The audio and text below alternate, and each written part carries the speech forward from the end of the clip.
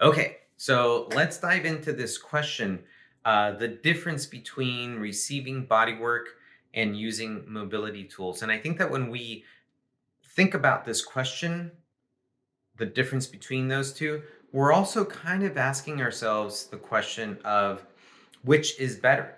Is receiving bodywork always better than using some type of mobility tool?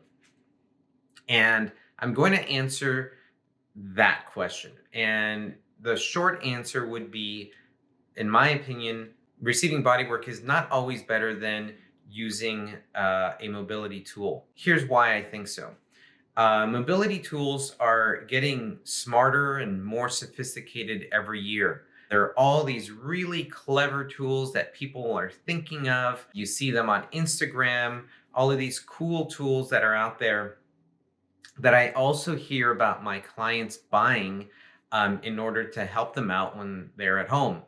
We're also with the advent of robotics and AI, we're also seeing some really cool robotic arms that are out there starting to work on people and are gaining a little bit more sensitivity, a little bit more knowledge of the body in order to help a client feel better during some sort of robot arm massage session.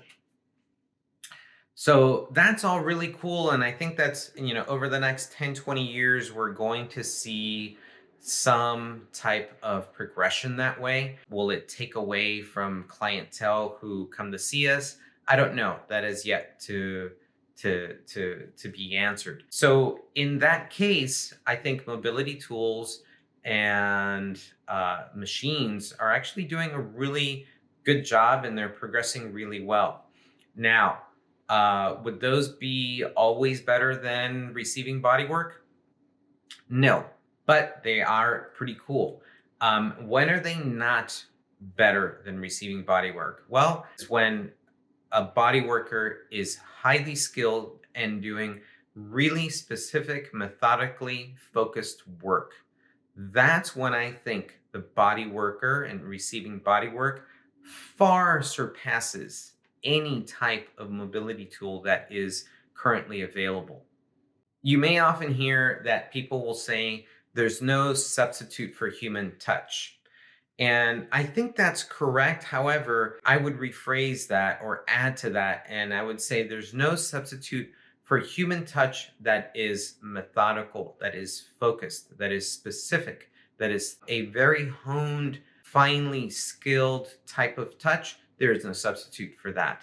And this is the type of work that I strive to do in my practice. This is the type of work that I strive to share and teach as an instructor, a type of touch that is really honed to feel for what we call directional tension. Right now, there is no mobility tool, there is no AI robotic arm that can feel for directional tension. Will there be one in 10, 20 years? Possibly. Maybe it'll be called the Morales method robot. Who knows, right? But there is no substitute for that level of touch.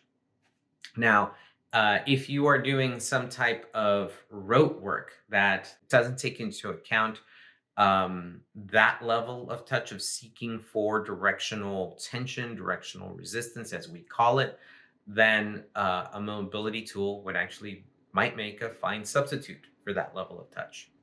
I know that that may be a controversial kind of answer to some of you out there, but as an instructor and as someone who has seen thousands of people and has seen their level of touch, I would say, that in some cases, a mobility tool might actually do a better job at things. So, really, if you want to stand out, if you want to stand out among all the tools and all the crowd, really learn to hone your palpation skills. Now, I do think that mobility tools have their place. And I know of clients who come to see me for a session and then they may go and during, a few times during the week may use their own mobility tool or their own kind of personal massager. And I think that's great. And I think that it helps the client to gain a better awareness of their body, and may also help to progress the work that they and I do together. And I think that's fantastic. It's very difficult for a client to come see a body worker, 3, 4, 5 times a week, if that's what they might need. So a mobility tool can sometimes take the place of that to some limited extent.